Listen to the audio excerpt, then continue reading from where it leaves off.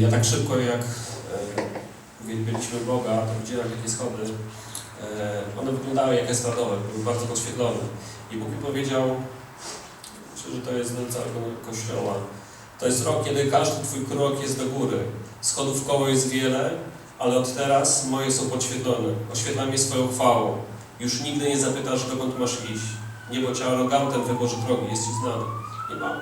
Ta droga, znaczy powiem tak, ten rok będzie innym rokiem.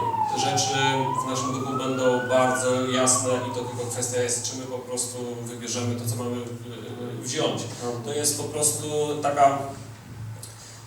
taka rzecz, że te schody naprawdę są świetne. One wcześniej nie były.